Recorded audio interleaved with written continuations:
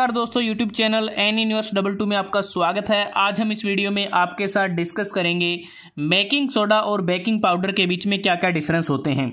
Baking soda और baking powder ये दोनों ही लीवनिंग एजेंट होते हैं, क्योंकि जब हम इसको बेक्ड गुड्स के अंदर इसको मिलाते हैं तो उस दौरान CO2 गैस प्रोड्यूस होती है और बेकिंग सोडा और बेकिंग पाउडर को हमें पहले ही मिलाना पड़ता है गुड्स को कुक करने से पहले ही।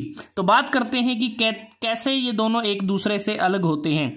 सबसे पहले अगर हम बात करें बेकिंग सोडा के बारे में, अगर आप देखें ये बिल्कुल ही वाइट होता है इसका जो कलर है, और ये प्योर सोडियम बाइकार्बोनेट होता है। तो केमिकली इसका जो नाम है वो सोडियम बाइकार्बोनेट होता है। और अगर हम बात करें बेकिंग पाउडर की, तो इसमें ये एक प्रकार से अगर आप देखें, इसमें बेकिंग सोडा तो होता ही है, मतलब कि सोडियम बाइकार्बोनेट। उसके अलावा इसमें एसिडिफाइंग एजेंट और ड्राइंग एजेंट भी होते हैं। एसिडिफाइंग एजेंट के तौर पे इसमें जो टार्टर क्रीम होती है, और उसके बाद अगर बात करें ड्राइंग एजेंट की फॉर्म में, इसमें कॉर्न स्टार्च होता है। तो इसमें एक पार्ट होता है सोडियम बाइकार्बोनेट का, और इसमें दो पार्ट होते हैं टार्टर क्रीम के, और एक पार्ट होता है कॉर्न स्टार्च का। इस प्रकार मिलकर बेकिंग पाउडर बनता है। उसके बाद जो बेकिंग सोडा है, इसमें कोई भी एसिडिफाइंग एजेंट नहीं होता। ये एक प्रकार से अगर हम बात करें नेचुरली एल्केलाइन, मतलब कि बेसिक होता है। और बेकिंग सोडा में कोई ड्राइंग एजेंट नहीं होता, क्योंकि जो बेकिंग पाउडर है इसमें ड्राइंग एजेंट के तौर पे हम स्टार्च का यूज करते हैं, और स्टार्च में मेनली कॉर्न स्टार्च का इसमें यूज किया जाता है। अगर हम बात करें एसिडिफाइंग एजेंट के फॉर्म में, इसमें हम यूज कर सकते हैं या तो जैसे बात की है कि टार्टर क्रीम का हम यूज कर सकते हैं, या इसके अलावा जो मोनो कैल्शियम के मिक्सचर का इसमें यूज कर सकते हैं, और मोनो कैल्शियम फास्फेट और सोडियम एल्यूमिनियम सल्फेट के मिक्सचर का इसमें हम यूज कर सकते हैं। उसके बाद बात करते हैं कि जो बेकिंग सोडा और जो बेकिंग पाउडर हैं, ये एक्टिवेट कब होते हैं।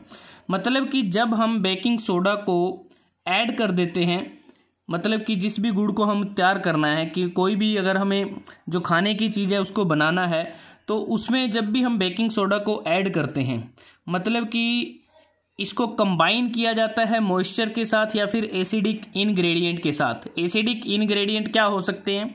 लेमन वाटर हो सकता है, विनेगर जिसे हम सिरका कहते हैं वो हो सकता है, योगर्ट दही हो सकती है, गुड़ हो सकता है, ब्राउन शुगर हो सकती है। मतलब कि जब भी हम इसको ऐड करते हैं, बटर मिल्क हो सकता है, हनी हो सकता है। तो जब भी इसमें बेकिंग सोडा को ऐड किया जाता है, तो उसको हमें ऐड करते ही, मतलब कि इमीडिएटली उसको पकाना पड़ेगा। तो एक बात ये हुई कि जैसे ही हम बेकिंग सोडा को ऐड करते हैं एसिडिक इनग्रेडिएंट में, तो उसके कारण जो केमिकल रिएक्शन होती है, उससे कार्बन डाइऑक्साइड के बबल्स प्रोड्यूस होते हैं जब उसको हम ओवन टेम्परेचर पर उसको रखते हैं।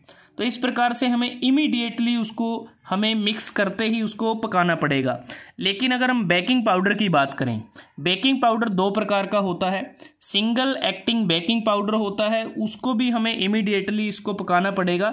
लेकिन जो डबल एक्टिंग बेकिंग पाउडर होता है, उसको हम इमीडिएट पकाने की ज़रूरत नहीं है, उसको हम कुछ टाइम के लिए रख सकते हैं।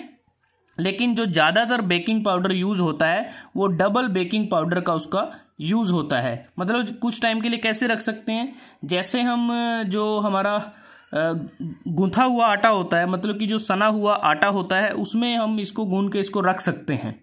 अब बात आती है कि बेकिंग टाइम की, किस केस में बेकिंग टाइम ज़्यादा लगता है, किस केस में कम लगता है।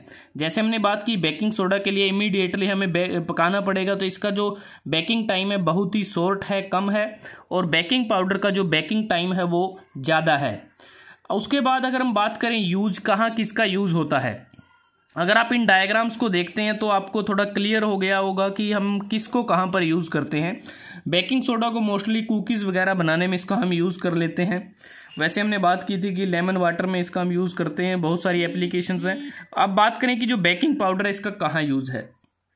हम इसकी मदद से मफ़िन्स बना सकते हैं, केक बनाए जाते हैं, जो समोसा वगैरह बना सकते हैं, पेस्ट्री बना सकते हैं, और जो पाव रोटी होती है उसको बनाया जा सकता है, बिस्किट बना सकते हैं, ऑमलेट बना सकते हैं हम बेकिंग पाउडर का प्रयोग करके।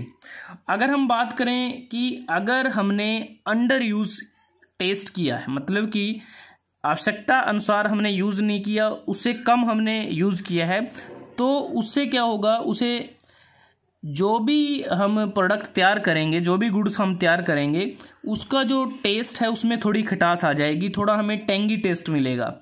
लेकिन अगर हमने आवश्यकता से थोड़ा कम बेकिंग पाउडर ऐड कर दिया है तो उसके टेस्ट में कोई ज़्यादा फर्क नहीं आने वाला। उसके बाद है ओवर यूज़, मतलब कि हमने आवश्यकता से ज़्यादा अगर यूज़ किया है बेकिंग सोडा का तो क्या होगा, तो उससे होगा कि थोड़ी जो कड़वाहट आ जाएगी, मतलब कि बिटर टेस्ट हमें मिलेगा। लेकिन बेकिंग पाउडर के केस में हम बिल्कुल ही हमें नॉर्मल टेस्ट मिलेगा, कोई ज़्यादा डिफरेंस हमें मिलने वाला नहीं है। उसके बाद आती है कि सेल्फ लाइफ किसकी ज़्यादा है, मतलब कि कब तक इसको हम रख सकते हैं अपने घर में। सेल्फ लाइफ के केस में अगर हम बात करें, बेकिंग सोडा को कई वर्षों तक रखा जा सकता है, लेकिन जो बेकिंग पाउडर होता है इसको 6 महीने से 12 महीने तक इसको हमें यूज़ करना होता है। अब बात आती है कि गुडनेस टेस्ट, कैसे हम टेस्ट करें कि काफ़ी समय से ये हमारे घर में रखा है या हमारी दुकान में रखा है, तो इसको हम कैसे इसका गुडनेस टेस्ट करें कि ये अभी तक सही कंडीशन में है। तो बेकिंग सोडा के केस में हम क्या करते हैं, छोटे से बाउल में हम लेंगे सोडियम बाइकार्बोनेट को और उसमें थोड़ी सी अमाउंट में विनेगर को ऐड कर देंगे, और ऐड करने के बाद अगर बबल्स अप हुए तो इसका मतलब कि हमारा गुड है, मतलब कि अच्छी कंडीशन में है, तो इसको यूज किया जा सकता है। तो बेकिंग पाउडर के केस में हम क्या करते हैं, एक बाउल में थोड़ा सा हम बेकिंग पाउडर लेंगे, उसके बाद उसमें थोड़ा सा हम पानी को ऐड कर देंगे। अगर उसके बाद थोड़ा फॉर्म्स अप होता है तो उसका मतलब ये हुआ कि जो बेकिंग पाउडर है वो सही कंडीशन में है, इसको भी हम यूज़ कर सकते हैं। तो बात करते हैं कि जब हम बेकिंग सोडा यूज़ करते हैं, क्या उसकी जगह पर बेकिंग पाउडर यूज किया जा सकता है। बेकिंग सोडा की जगह पर हम बेकिंग पाउडर का यूज़ कर सकते हैं, लेकिन हमें थोड़ा ज़्यादा मात्रा में बेकिंग पाउडर यूज़ करना पड़ेगा और इससे थोड़ा बहुत टेस्ट में चेंज आ जाएगा।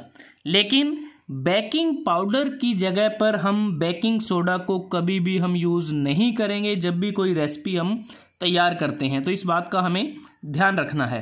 तो दोस्तों, आज हमने इस वीडियो में आपके साथ डिस्कस किया बेकिंग सोडा और बेकिंग पाउडर के बीच में क्या डिफरेंस होता है। अगर वीडियो आपको अच्छा लगा, आप इसको लाइक कर सकते हैं, शेयर कर सकते हैं अपने दोस्तों के साथ, स्टूडेंट के साथ, और एन यूनिवर्स 22 को सब्सक्राइब करना ना भूलें। जल्दी हाजिर होते हैं एक नए वीडियो के साथ, तब तक के लिए धन्यवाद। आपका दिन शुभ रहे।